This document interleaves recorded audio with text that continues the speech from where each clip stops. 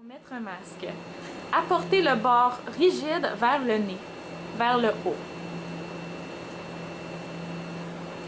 Ensuite, avant de compresser, prendre les deux bandelettes et attacher celle du haut. En arrière.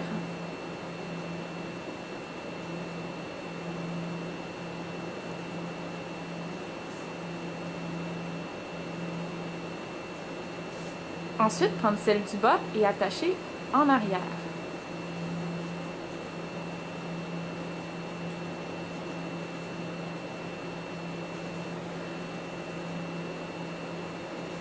Vous pouvez tirer un petit peu sur votre masque pour bien tout recouvrir et ensuite appliquer une pression sur votre nez pour que la barre de métal prenne bien sa forme.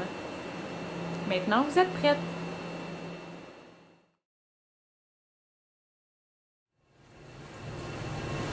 Alors, maintenant, je vais vous expliquer comment préparer un plateau stérile.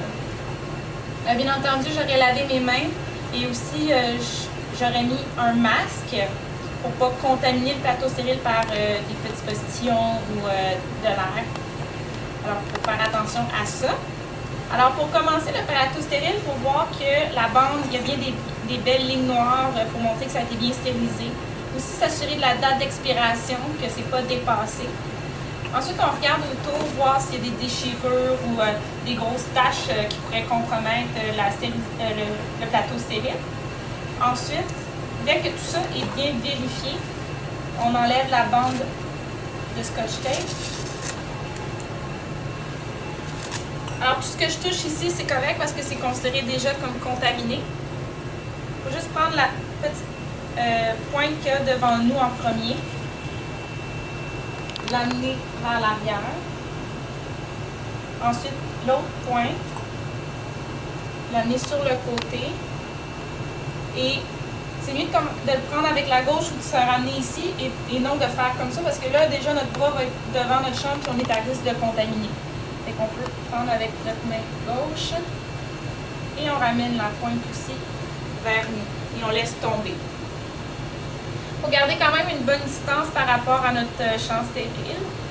Il faut faire aussi attention de ne pas se mettre à dos au champ stérile, sinon il est considéré comme contaminé. Ensuite, tout le pourtour d'environ de ça de grand du pourtour du champ stérile est considéré comme contaminé. Donc ici et ici, c'est considéré comme stérile. Donc on pourrait mettre par exemple la seringue que j'ai ici. Là, c'est correct. Ensuite, j'ai mon aiguille.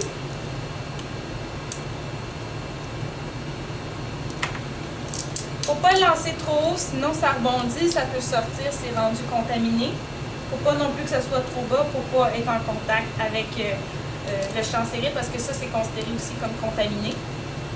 Dès que ça, c'est fait, on va prendre pour notre travail, on a de la proviodine à prendre.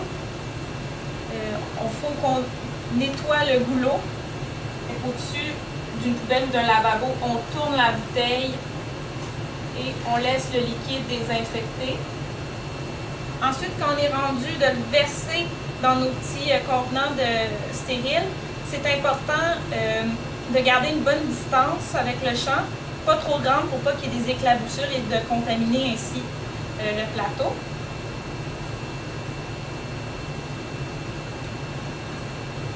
Et voilà. Ça, c'est fait. Et ensuite, pour l'intervention, c'est sûr que ça se peut que le bol soit ailleurs, ça dépend de l'enseignant. Souvent, ils sortent le matériel des fois. Mais pour l'instant, comment on fonctionne, ça va être comme ça. C'est ça pour le plateau stérile.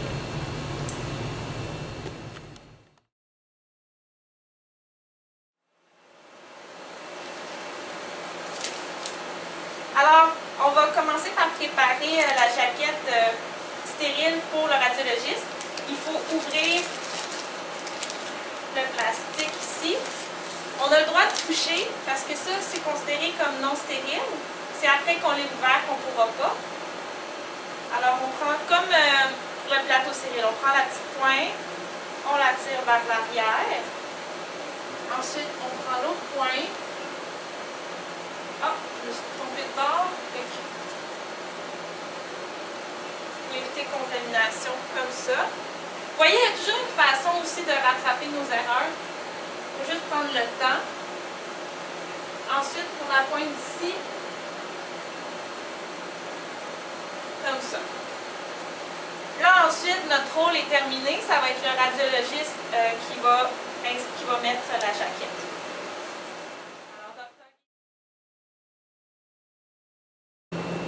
Alors là, le radiologiste va avoir fait son lavage antiseptique des mains au préalable.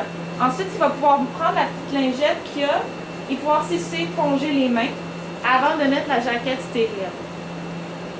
Là, il va pouvoir prendre la jaquette, mettre ses mains comme ceci et l'ouvrir. Parfait. Là, il essaye de rentrer le plus qu'il peut. Et là, c'est à nous, le technologue externe, de venir en arrière et de tirer légèrement les manches. Pas au complet, parce que souvent, ils vont s'organiser avec les gants stériles par la suite. On attache en arrière pour commencer.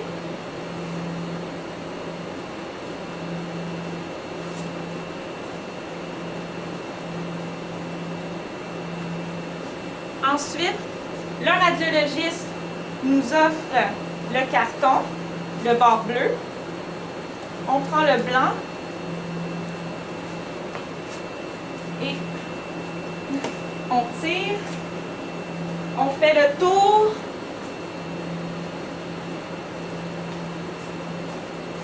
Et là, il prend le cordon. Sans contamination, il a pu attacher sa jaquette. Et là, il va pouvoir aller mettre ses gants stériles.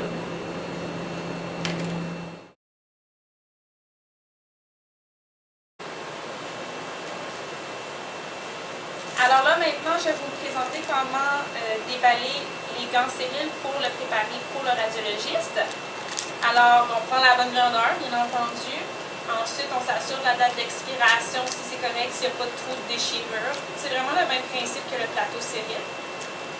Alors, bien entendu, j'ai lavé mes mains. Alors, on ouvre. Ici, on a le droit d'y toucher. C'est pas considéré comme stérile. C'est sûr qu'on fait attention.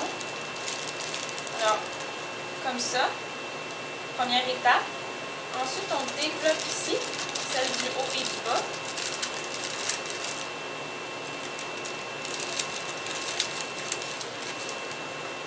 Ensuite, c'est bien important de ne pas commencer à rentrer nos mains ici. Ça, c'est considéré comme non stérile. C'est vraiment de passer nos mains dans les petites manivelles qu'il y a ici et de tirer. Là, ensuite, la job de la technologue externe est terminée à ce moment-là, l'assistante. Ça va être le radiologiste qui va mettre les gants pour notre examen qu'on va faire. C'est vraiment important de tirer juste ici pour éviter de contaminer le champ stérile parce que le champ stérile est considéré tout le bord ici. C'est ça.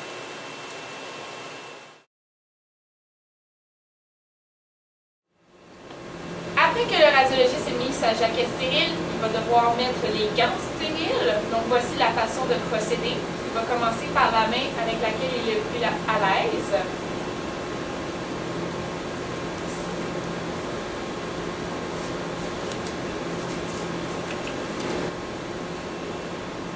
Ensuite, il va rentrer la main stérile dans la partie stérile du gant. Ce qui est retroussé par-dessus va être considéré comme non stérile, parce qu'il va être à l'intérieur.